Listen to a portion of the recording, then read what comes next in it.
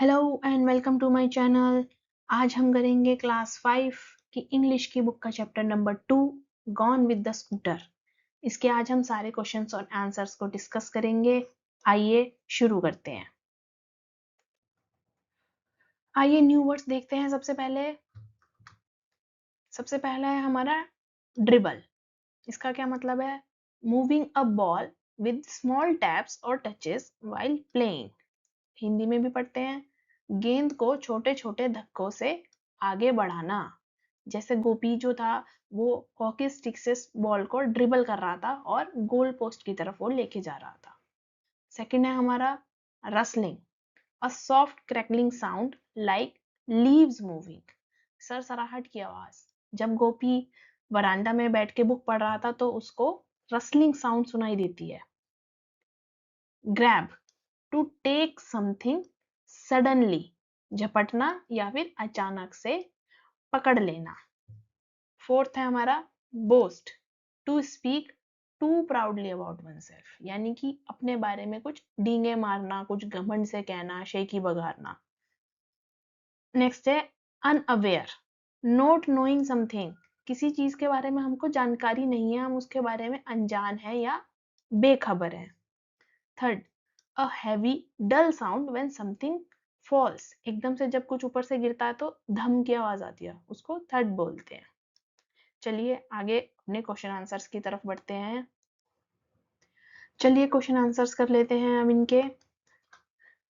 First, what was Gopi doing on the verandah? Verandah में गोपी क्या कर रहा था? Gopi was sitting on the verandah and reading a book. वो वरांडा में बैठा था और अपनी बुक पढ़ रहा था। Second, what sound did Gopi hear before he went to the garden? Garden में जाने से पहले गोपी को कैसी आवाज सुनाई देती है? He heard a rustling sound and a thud in the garden. अभी हमने ये दोनों वर्ड्स न्यू वर्ड्स में हमने पढ़े थे कि उसको एक रसलिंग साउंड सुनाई देती है। रसलिंग साउंड मतलब सरसराहट की आवाज उसे सुनाई देती है और उसको धम की आवाज आती है। Next question, describe Gopi search for the ball. उसने बॉल के लिए कहाँ कहाँ पे ढूंढा था? तो Gopi looked in the grass near the fence, then in the bushes, but found nothing. Then he saw a heap of dry leaves and found a white ball there. गोपी ने सबसे पहले कहाँ देखा था? ग्रास में देखा था, फेंस के पास। उसके बाद उसने बुशेस, झाड़ियों में देखा था, पर उसको वहां कुछ भी नहीं मिला। तो उसके बाद उसने एक ड्राई लीव, सूखी पत्तियों का एक ढेर देखा, उसमें उसको एक व्हाइट बॉल मिली। चलिए नेक्स्ट क्वेश्चन, हमें इसमें एक टेबल कंप्लीट करनी है। इसके अंदर हमें कुछ डायलॉग्स दिए गए हैं, तो हमें उसमें बताना है कि ये डायलॉग किसने बोला था और किसको बोला था। The dialogue was said by and the dialogue was said to. By मतलब किसने बोला था और सेड टू का मतलब किसको बोला था। फर्स्ट हमारा डायलॉग है, the ball I found is a hockey ball. तो हॉकी बॉल तो किसको मिली थी? गोपी को मिली थी। और गोपी ये बात किसको बता रहा था? दीपक को बता रहा था और साथ में उसके फ्रेंड्स भी थे। सेकंड है, my father bot me a brand new football. ये किसने बोला था? ये दीपक ने बोला था। और किसको बता रहा था वो? गोपी और उसके दोस्तों को। नेक्स्ट है हमारा, I lost a ball 4 months ago. 4 months अगो मेरी एक बॉल खो गई थी। ये किसने बोला था? मनोज ने। मनोज किसको बता रहा था? ये गोपी को, जब गोपी उससे पूछ रहा था कि ये बॉल किसकी है। Show me the ball and I will tell you.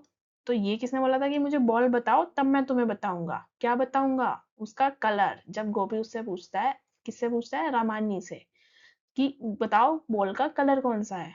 तो रामानी बोलता है कि मुझे बॉल दिखाओ तब मैं तुम्हें बताऊंगा।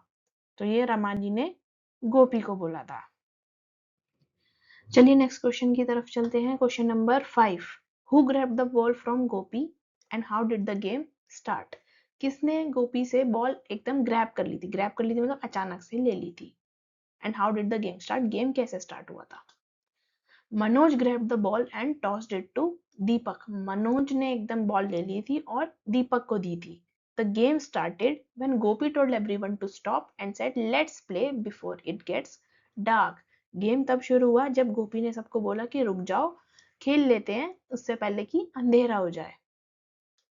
Next question, why did everyone laugh at the end of the story? सबके सब हंसने क्यों लग जाते हैं स्टोरी के एंड में? कब हंसते हैं वो? जब वो स्कूटर में बॉल चली जाती है। Because the ball flew into a passing scooter's basket and went away with it. The children could do nothing, so they laughed. क्यों हंसते हैं वो? क्योंकि बॉल जो है वो उड़ के जो सामने से स्कूटर जा रहा होता है उसकी बास्केट में जाके गिर जाती है और वो उसी के साथ चली जाती है और बच्चे जो है उसके बारे में कुछ भी नहीं कर पाते, तो इसलिए वो हंसने लगते हैं। Think and answer. अभी हमें कुछ और क्वेश्चंस के आंसर करने हैं। फर्स्ट क्वेश्चन है, what would you have done if like Gopi you had found a ball that did not belong to you? आप क्या करते अगर आपको गोपी की तरह एक बॉल मिल जाती जो आपकी नहीं है? इसमें आप अपनी तरफ से भी कुछ आप बता सकते हो कि आप क्या करते हैं अगर आपको ऐसे बॉल मिल जाती तो I would also ask my friends and neighbors if the ball was theirs just like Gopi did. मैं क्या करती? मैं भी अपने दोस्तों के जैसे पूछती, अपने पड़ोसियों से पूछती कि अगर क्या बॉल वो उनकी है जैसे कि गोपी ने किया था। Second, imagine what happens to the hockey ball after it is taken away by the scooter. Where does it go? Who finds it? अच्छा, इमेजिन करके बताओ, सोच के बताओ कि हॉकी बॉल जो स्कूटर के साथ चली गई थी वो कहाँ गई होगी, उसको किसने ढूंढा होगा, उसके साथ आगे क्या हुआ होगा। तो the scooter driver takes the ball home. जो स्कूटर ड्राइवर था, जो स्कूटर चला रहा था, वो बॉल को अपने साथ घर ले गया। And his little son finds it in the basket. तो जो उनका बेटा होगा उसने उसको बास्केट में ढूंढा और starts playing with it happily, और वो उस बॉल के साथ खेलने लग गया। Question number 3. Notice that the scooterist is wearing a helmet. Why is it important to wear a helmet? Should the pillion rider also wear a helmet? अच्छा, आपने नोटिस किया होगा जो स्कूटरिस्ट था, स्कूटरिस्ट मतलब जो स्कूटर चला रहा था, उसने एक हेलमेट पहना हुआ था। तो why is it important to wear a helmet? ये हेलमेट पहनना क्यों जरूरी होता है?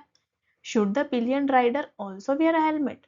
पिलियन राइडर कौन होता है? जो स्कूटर के बैक सीट में बैठते हैं, जो स्कूटर नहीं चला रहा लेकिन वो पीछे बैठा हुआ है, तो क्या उसको भी हेलमेट पहनना चाहिए? Helmet, a helmet protects our head if we fall or have an accident.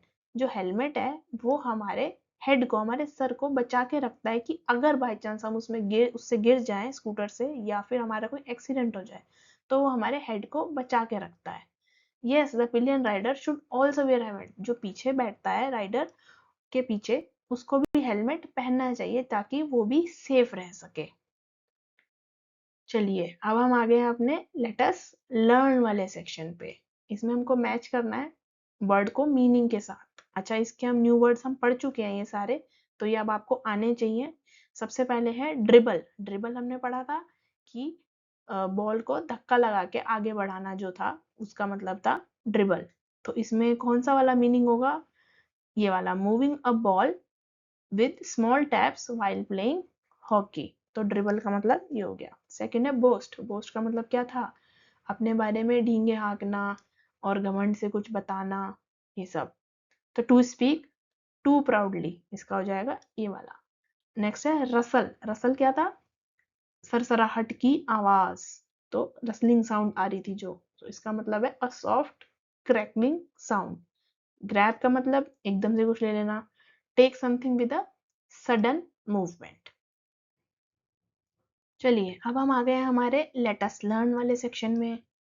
Complete the following story using the words given in the box. हमें नीचे एक स्टोरी दी गई है जिसको हमको इन वर्ड्स की हेल्प से पूरा करना है। चलिए शुरू करते हैं। Gopi completed his work because he wanted to go outside and play. Gopi ने अपना सारा काम खत्म किया क्योंकि उसको बाहर जाना था और खेलना था। However, when he reached the playground, nobody was there. हालांकि जब वो प्लेग्राउंड पहुंचा तो वहां पर कोई भी नहीं था। Since his friends were yet to join him, he decided to take a walk. क्योंकि उसके फ्रेंड्स को आने में थोड़ी सी देर थी, तो उसने क्या डिसाइड किया कि वॉक कर लेता हूँ। After 15 minutes, 5 of them came and everyone started to discuss the games. 15 minute के बाद उसके 5 दोस्त आए और सबने आपस में गेम के बारे में डिस्कस करना शुरू कर दिया। They decided to play hopscotch when they got to know that Ramani would not be joining them। तो उन्होंने क्या डिसाइड किया कि वो एक हॉपस्कॉच खेलेंगे। हॉपस्कॉच कौन सा गेम होता है जिसे आप स्टेपू कहते हो। तो उन्होंने डिसाइड किया कि हम हॉपस्कॉच खेलेंगे जब उनको ये पता चला कि जो रमानी है ना वो उनको ज्वाइन नहीं कर रहा है, वो खेलने नहीं आ रहा है। चलिए चलिए नेक्स्ट क्वेश्चन की तरफ। Read the following sentence. Gopi usually plays hockey at school, but today he is studying for his test। जो गोपी है वो ज्यादातर स्कूल में हॉकी खेलता है, बट आज वो अपने टेस्ट के लिए पढ़ रहा है। तो इसके बारे में कुछ बताया गया है। The adverb usually tells us that an action happens many times। This sentence tells us that the action of playing hockey happens most of the time। The adverb today tells us the time of action which is studying। क्या बता रहे हैं ये कि यहाँ पे जो है हमारी दो एडवर्ब यूज हुई हैं जो कि यूजुअली और टुडे। इसमें जो यूजुअली है वो हमें बताती है कि जो ये एक्शन है, कौन सा एक्शन, हॉकी खेलने का एक्शन, वो बहुत सारी बार होता है या मोस्ट ऑफ द टाइम्स होता है। ज्यादातर वो हॉकी खेलता है। लेकिन टुडे, टुडे मतलब आज, ये हमें बताता है टाइम ऑफ एक्शन कि आज तो वो पढ़ाई कर रहा है। ज्यादातर वो क्या खेलता है, हॉकी, लेकिन आज वो अपने टेस्ट के लिए पढ़ाई कर रहा है। तो यहाँ पे हमारी दो एडवर्ब यूज हुई हैं जो अलग अलग टाइम के बारे में बताती है। यूजुअली बताती है कि वो एक्शन कितनी बार हो रहा है, और टुडे हमको बता रहा है कि वो एक्शन आज हो रहा है। पॉइंट ऑफ टाइम बता रहा है, टाइम ऑफ एक्शन बता रहा है। चलिए आगे चलते हैं। अब इसकी हमें एक्सरसाइज दी गई है। हमें यहाँ पे कुछ सेंटेंसेस दिए हुए हैं। अब हमको इसमें बताना है, सबसे पहले तो हमको ये ढूंढना है कि इसमें जो एडवर्ब है वो कौन सी है, और वो एडवर्ब हमें टाइम ऑफ एक्शन बता रही है कि वो इस टाइम पे हुआ है, या फिर वो how many times the action happens, कि वो ये बता रही है कि वो एक्शन जो है वो बड़ी सारी बार हुआ है, थोड़ी बार हुआ है, कभी कभी हुआ है। ये सबसे पहला है, Gopi immediately got up and ran into the garden. Gopi जो एकदम से उठ गया और वो गार्डन की तरफ भागा। तो इसके अंदर हमारी एडवर्ब है वो हो जाएगी इमीडिएटली, कि वो एकदम से खड़ा हुआ और गार्डन की तरफ भागा। तो इसके अंदर हमारी एडवर्ब हो गई इमीडिएटली। नेक्स्ट, शमा ऑफन राइट्स इन हर डायरी। जो शमा है वो ज्यादातर अपनी डायरी में लिखती है। तो इसके अंदर हमारी एडवर्ब हो जाएगी often. Next, all his friends regularly gathered to play hockey. जो सारे के सारे उसके दोस्त हैं वो ज्यादातर इकट्ठे होते हैं और हॉकी खेलते हैं। तो इसके अंदर एडवर्ब हमारी क्या हो जाएगी, regularly. Next, I always complete my homework. मैं हमेशा अपना काम खत्म करती हूँ। तो इसमें हमारी एडवर्ब है always. Next, yesterday I ate an ice cream after lunch। कल मैंने लंच के बाद आइसक्रीम खाई थी। तो इसमें हमारा हो जाएगा yesterday। Next, Monica never eats junk food. जो मोनिका है वो जंक फूड तो क्या होते हैं हमारे, बर्गर, पिज्जा, चाउमीन, ये सब, वो जंक फूड कभी भी नहीं खाती। तो इसमें हमारा हो जाएगा never. Now they are going to sing their favourite song. अब वो अपना फेवरेट सॉन्ग गाने वाले हैं। तो इसमें हो जाएगा नाउ, अभी। नाउ का मतलब अभी गाने वाले हैं। तो अब हमको इन वर्ड्स में ये भी ढूंढना है कि ये टाइम ऑफ एक्शन बताता है कि ये किस टाइम पे हो रहा है या फिर वो कितनी बार हो रहा है। इमीडिएटली हमको टाइम ऑफ एक्शन बता रहा है कि वो एकदम खड़ा हुआ और भागा गार्डन की तरफ। ऑफन मतलब लिखती रहती है, वो उस टाइम पे नहीं लिख रही है क्षमा, लेकिन वो लिखती है बार बार। तो ये हो जाएगा हमारा हाउ मेनी टाइम्स वाला एक्शन, कि वो कितनी बार हो रहा है। All his friends regularly gather to play hockey. वो रोज ज्यादातर खड़े मिलते हैं और हॉकी खेलते हैं। तो रेगुलरली भी हमारा हाउ मेनी टाइम्स वाला एक्शन हो जाएगा। I always complete my homework. मैं हमेशा अपना काम खत्म करती हूँ। मैं इस टाइम पे अपना होमवर्क नहीं कर रही हूँ, पर मैं हमेशा कर लेती हूँ। तो ये भी हमारा हाउ मेनी टाइम्स वाला हो जाएगा। Yesterday I ate an ice cream. कल मैंने आइसक्रीम खाई थी। वो पॉइंट ऑफ टाइम बता रहा है कि कल खाई थी। रोज नहीं खाती हूँ, ज्यादातर नहीं खाती हूँ, रेगुलरली नहीं खाते, लेकिन कल खाई थी। तो ये हमारा टाइम ऑफ एक्शन हो जाएगा। Monica never eats junk food, वो कभी भी नहीं खाती। तो कभी भी नहीं खाती मतलब ऐसा नहीं कि आज नहीं खा रही, अभी नहीं खा रही, तो वो हाउ मेनी टाइम्स की कभी नहीं खाती। Now they are going to, now मतलब अभी, अभी तो ये हो जाएगा हमारा time of action. I hope आपको ये सब समझ में आया होगा। चलिए अपने नेक्स्ट सेक्शन की तरफ चलते हैं। लेट अस लिसन, अब आपको सुनना है। Listen to your teacher, follow the instructions and draw accordingly in the space provided below। आपको बुक में इसके नीचे एक स्पेस दिया गया होगा, उसमें आपको अपनी टीचर को सुनना है और उसी तरीके से आपको अपनी ड्रॉ करना है बुक में। तो draw a few big dry leaves at the center with no gap between the leaves। आपको कुछ बड़ी बड़ी सूखी पत्तियां बनानी है और उनके बीच में बिल्कुल भी गैप नहीं छूटना चाहिए, पास पास पास पास बनानी है। Draw a ball in the middle of the leaves, आपको बीच में एकदम एक बॉल बनानी है। Draw a few twigs here and there, आपको कुछ ट्विग्स बनाने हैं। ट्विग्स क्या होते हैं? टहनियां। तो आसपास आपको कुछ ट्विग्स बनाने हैं इधर उधर। Colour the leaves yellow and brown, yellow और ब्राउन कलर आपको करना है लीव्स में। कलर द ट्विग्स ब्राउन, और जो आपने टहनियां बनाई हैं उसमें ब्राउन कलर बन रहा है। Now you have found the ball, फिर आपको बीच में आपको एक बॉल मिल जाएगी। आप इसको किस तरीके से बना सकते हैं? ऐसे कुछ बना सकते हैं। इसमें क्या था, हमें कुछ बड़ी बड़ी सूखी पत्तियां बनानी थी और जिनके बीच में कोई गैप नहीं छोड़ना था। तो ये हमने कुछ पत्तियां बनाई और बीच में हमने एक बॉल बना दी। Draw twigs here and there, आप इधर उधर हमने देखो ये ट्विग्स बना दी। ट्विग्स होती है टहनियां पेड़ की छोटी छोटी, ठीक है। तो आप इस तरीके से अपना ड्रॉ कर सकते हैं। आपके मन में कुछ और तरीके से आए, उन पत्तियों को डिजाइन करना हो, आपको कलर करना हो, आप कर सकते हैं। चलिए नेक्स्ट, चलिए अब हम आ गए हैं लेट अस स्पीक वाले सेक्शन में। अब इसमें आपको बोलना है। The teacher starts a story with one sentence, each student adds a sentence to continue the story. इसमें जो टीचर है वो एक स्टोरी को स्टार्ट करेंगे सिर्फ एक सेंटेंस से। वो एक टीचर एक सेंटेंस बोलेंगे और उसके बाद हर बच्चे को उसमें एक सेंटेंस ऐड करना है और स्टोरी को आगे बढ़ाना है। आप अपने मन से कुछ भी उसमें सेंटेंस ऐड कर सकते हैं जो आपके पहले वाले सेंटेंस से थोड़ा सा रिलेटेड हो। तो इसमें एक एग्जांपल दिया गया है। टीचर ने एक सेंटेंस से स्टार्ट करी story. Once upon a time a boy found a magic key. एक बार की बात है, एक लड़के को एक मैजिक की मिली, एक जादुई चाबी मिली। तो स्टूडेंट वन ने आगे क्या कहानी को बढ़ाया? The key open the door to a secret garden. उस की से कौन सा दरवाजा खुला? एक सीक्रेट गार्डन का।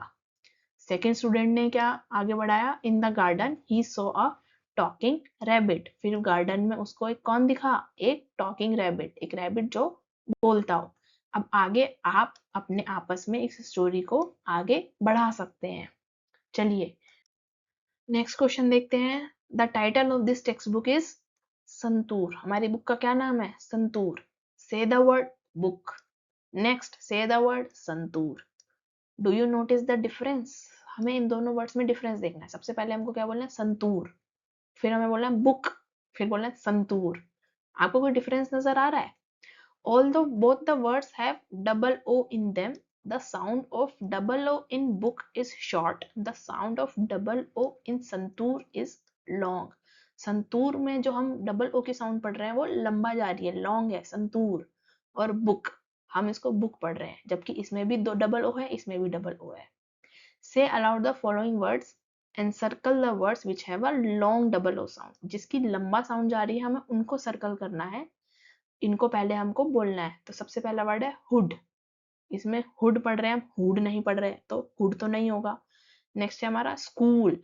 स्कूल में हम हमारा लॉन्ग साउंड आ रही है, तो स्कूल हमारा हो जाएगा सर्कल। थर्ड है फुट। फुट तो नहीं होगा। मरून, मरून हो जाएगा। नेक्स्ट है हमारा स्कूटर। स्कूटर भी होगा। शुक, शुक नहीं होगा। ब्लूम, ब्लूम, ब्लूम होगा। फूड, फूड भी हो जाएगा। लुक, लुक में शॉर्ट साउंड आ रही है। मून, मून भी हो जाएगा। बुक, बुक तो हमने पढ़ा शॉर्ट साउंड है। और टुक, टुक में भी नहीं है। तो हमारे लॉन्ग डबल ओ साउंड वाले कौन से? School, maroon, scooter, blue, food और मून। चलिए लेट अस राइट वाला सेक्शन आ गया अब हमारा। By the time the children ran to the gate, the scooter was gone, and so was the ball. They looked at each other and burst into laughter. ये हमारी story की last की line है कि जब तक वो गेट पर पहुंचे थे तब तक स्कूटर चला गया था और बॉल भी चली गई थी और उन्होंने एक दूसरे को देखा और वो हंसने लग गए. Right a possible conversation between Gopi and his friends after this incident. तो जब ये सब हुआ था हमारी स्टोरी तो वहीं खत्म हो गई थी, लेकिन हमें पॉसिबल कॉन्वर्सेशंस लिखनी है गोपी और उसके दोस्तों के बीच में कि इसके बाद उनके बीच में आपस में क्या बातें हुई होंगी. तो ये आप अपने मन से भी लिख सकते हैं. तो गोपी ने क्या बोला होगा, oh no our ball is gone with the scooter. अरे अरे हमारी जो बॉल है वो स्कूटर के साथ चली गई. फिर रमानी ने कुछ बोला होगा. रमानी क्या बोलता है, I can't believe it happened so fast. Ramani ने क्या बोला कि मुझे तो यकीन नहीं हो रहा ये इतनी जल्दी हो गया. क्या जल्दी हो गया कि एकदम से वो जे ने बॉल मारी और बॉल स्कूटर में गिरी और स्कूटर चला गया. नेक्स्ट दीपक. दीपक ने क्या बोला, don't worry we can use my new football to play. आपको याद होगा दीपक ने क्या बोला था कि कल ही मेरे पापा ने मुझे एक नई फुटबॉल दिलाई है. तो उसने क्या बोला होगा कि चिंता मत करो अब हमारी नई वाली फुटबॉल है उसको हम यूज करेंगे खेलने के लिए. फिर मनोज, हाँ हाँ that was so funny and surprising. वो उस इंसिडेंट के लिए क्या बोलता है कि अरे ये तो बड़ा ही फनी और सरप्राइजिंग है. फिर जे. जे ने ही जो थी वो बॉल पहुंचाई थी वहां तक. तो वो क्या बोलता है, sorry friends I did not mean to hit it so hard. कि मेरा वो मतलब नहीं था कि मैं उसको इतनी तेज हिट करूं मारूं और वो उड़ के बाहर चली जाए. आप इसमें अपनी तरफ से भी कर सकते हैं और ये भी एक पॉसिबल कॉन्वर्सेशन हो सकती है. चलिए नेक्स्ट क्वेश्चन है हमारा लेट अस राइट का ही. Form new words by following the examples given below. अच्छा हमें कुछ वर्ड्स दिए गए हैं जैसे है सन प्लस राइस तो हमारा वर्ड बन गया सनराइज. यानी कि इन्होंने सन और ये वाले वर्ड को ऐड किया है तो हमारा सनराइज बन गया. इधर ऐसे ही बॉल है तो यहाँ पे फुट के साथ बॉल मिलाई है ना कि बॉल के साथ फुट. तो पहले हम इधर वाले कर लेते हैं. सन के साथ राइज मिलाया सनराइज. सन के साथ हम सेट मिलाएंगे हो जाएगा सनसेट. सन के साथ शाइन मिलाएंगे सनशाइन. सन के साथ फ्लावर और सनफ्लावर. यहाँ पे इन्होंने foot plus ball football. Next हम मिलाएंगे basket plus ball basketball. Volley plus ball volleyball. Base plus ball baseball. चलिए नेक्स्ट देखते हैं. Write a sentence using each of these words in your notebook. अभी हमने जितने भी न्यू वर्ड्स बनाए हैं हमें उनसे एक सेंटेंस बनाना है और अपनी नोटबुक में लिखना है. तो फर्स्ट वर्ड था हमारा सनराइज. तो इससे हमारा सेंटेंस बन सकता है we saw a beautiful sunrise in the morning. हमने सुबह एक बहुत ही सुंदर सनराइज देखा. Sunset, we watch the sunset at the beach. हमने बीच पे सनसेट देखा. Sunshine, I love playing in the sunshine. Sunshine मतलब जब सूरज की किरणें बाहर चमक रही होती हैं तो मुझे सनशाइन में खेलना बहुत पसंद है. नेक्स्ट है sunflower. The sunflower is bright yellow. जो सनफ्लावर है वो एक ब्राइट येलो है. नेक्स्ट है football. Deepak got a new football. Deepak ने एक नई फुटबॉल ली मिली उसको. Next basketball. I like playing basketball with my friends. मुझे अपने फ्रेंड्स के साथ बास्केटबॉल खेलना पसंद है. नेक्स्ट है volleyball. We play volleyball in the school ground. हम स्कूल ग्राउंड में वॉलीबॉल खेलते हैं. नेक्स्ट है baseball. My cousin plays baseball every Sunday. जो मेरा कजन है वो बेसबॉल खेलता है हर संडे को. चलिए नेक्स्ट क्वेश्चन की तरफ चलते हैं. You have already notice that the word scooter has double O in the middle. हमने ऑलरेडी देखा है कि स्कूटर के अंदर डबल ओ आता है मिडल में. Using the clues given below write 10 words that have A I in the middle. One has been done for you. हमें नीचे क्लूज की हेल्प से ऐसे वर्ड्स बनाने हैं जिनके बीच में ए आई आता हो. तो देखते हैं पहला. Something that has 4 legs on which you generally sit. कोई ऐसी चीज जिसकी 4 legs हो और जिस पर हम बैठ सकते हैं. तो वो कौन सी चीज होती है, chair. Next water that falls from clouds. उस वाटर को क्या कहते हैं जो बादलों से नीचे गिरता है. तो क्या कहते हैं उसको, rain. A vehicle that runs on tracks. उस व्हीकल को क्या कहते हैं जो ट्रैक्स पे पटरियों पे चलता है. क्या बोलते हैं उसको, train. You use this to colour your wall or pictures. हम इस चीज को यूज करते हैं वॉल को कलर करने में या फिर पिक्चर्स पे कलर करने में. क्या यूज करते हैं हम वॉल को, वॉल पे पेंट, पेंट से तो हम कलर करते हैं पिक्चर्स में भी और वॉल पे भी। चलिए नेक्स्ट देखते हैं, the part of body that helps you think, जो हमें ऐसा बॉडी का पार्ट जिससे हम सोचते हैं, हम कहाँ से सोचते हैं, ब्रेन से। A slow moving creature with a shell, जो स्लो मूविंग क्रिएचर है, जो धीरे धीरे चलता है और उसके ऊपर एक शेल होता है, उसको क्या बोलते हैं, snail. Seventh, letters and packages you send or receive, वो लेटर्स और पैकेजेस जो हम भेजते हैं और जो हम रिसीव भी कर सकते हैं, उसको क्या बोलते हैं, mail. Next, the movements of boats on water, जो बोट्स होती हैं वाटर पर, उनकी मूवमेंट को क्या कहते हैं, सेल। कि जो बोट है वो सेल कर रही है वाटर पे, कि एक जगह से दूसरी जगह वो मूव कर रही है। Ninth, all animals have them long और शॉर्ट, एक ऐसी चीज जो हर एनिमल के पास होती है, या तो लॉन्ग होती है या शॉर्ट होती है, क्या होती है वो, टेल, उनकी पूंछ। Next, steps that takes us from one floor to another, steps होते हैं वो जो हमें एक फ्लोर से दूसरी फ्लोर पर लेके जाते हैं, क्या बोलते हैं उनको, स्टेयर्स। चलिए नेक्स्ट में लेट अस एक्सप्लोर वाले सेक्शन में हम आ गए हैं। Prepare a chart with the following categories, हमें एक चार्ट बनाना है जिसमें हम गेम का नाम लिखेंगे, उसमें हम ये बताएंगे कि वो आउटडोर खेला जाता है या इंडोर, आउटडोर मतलब बाहर खेला जाता है या फिर अंदर खेला जाता है, उसमें प्लेयर्स कैसे चाहिए होते हैं, कितने चाहिए होते हैं, और उसमें इक्विपमेंट कौन कौन सी चीजें लगती हैं उसको गेम को खेलने में। तो एक हमें दिया हुआ था कबड्डी, कबड्डी जो है वो आउटडोर खेला जाता है, आउटडोर मतलब बाहर खेला जाता है और उसमें टीम के साथ खेला जाता है, उसमें किसी भी इक्विपमेंट किसी भी सामान की जरूरत नहीं होती, बस प्लेयर्स चाहिए होते हैं, उसमें हम खेल सकते हैं कबड्डी। नेक्स्ट है क्रिकेट, क्रिकेट भी हम आउटडोर ही खेल सकते हैं, बाहर खेल सकते हैं, इसमें भी पूरी टीम होती है, इसमें हमें बैट बॉल स्टंप्स ये सब चाहिए होता है खेलने के लिए। नेक्स्ट गेम की तरफ चलते हैं, फुटबॉल, फुटबॉल भी हम बाहर खेल सकते हैं, बाहर ही खेलते हैं, उसमें टीम लगती है और उसको खेलने के लिए हमें फुटबॉल चाहिए होती है। नेक्स्ट गेम है हॉकी, हॉकी भी आउटडोर खेला जाता है, इसमें भी टीम होती है, इसमें हमें हॉकी स्टिक चाहिए और बॉल चाहिए। नेक्स्ट गेम चेस, चेस जो है वो हम अंदर खेला जाता है, इसमें 2 प्लेयर्स चाहिए होते हैं और चेस खेलने के लिए हमें चेस बोर्ड और उसके कॉइन्स, जो हम जिन गोटियों से उसको खेलते हैं वो कॉइन्स होते हैं।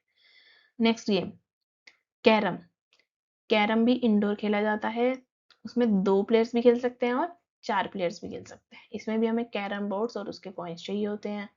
नेक्स्ट है बैडमिंटन, बैडमिंटन इंडोर भी खेला जाता है और आउटडोर भी हम खेल सकते हैं, तो इसमें 2 प्लेयर या फिर 4 प्लेयर्स होने चाहिए, इसके अंदर हमें रैकेट चाहिए, शटलकॉक चाहिए, वैसे नेट भी चाहिए होती है बट। नेक्स्ट लूडो, लूडो हम इंडोर खेलते हैं, इसमें 2 या 4 प्लेयर्स की जरूरत होती है, इसमें हमें लूडो बोर्ड चाहिए, डाइस चाहिए, उसके कॉइन्स चाहिए। Next game hide and seek हम खेल सकते हैं, ये हम इंडोर भी खेल सकते हैं आउटडोर भी खेल सकते हैं, ये हम ग्रुप में खेलते हैं, कितने का भी ग्रुप हो सकता है, 4 5 6, और इसमें कोई भी इक्विपमेंट नहीं चाहिए होता। नेक्स्ट है स्किपिंग, स्किपिंग क्या होता है, रस्सा कूदना, ये भी हम बाहर खेलते हैं, इसमें एक या एक से ज्यादा भी खेल सकते हैं, इसमें हमको स्किपिंग रोप की जरूरत होती है।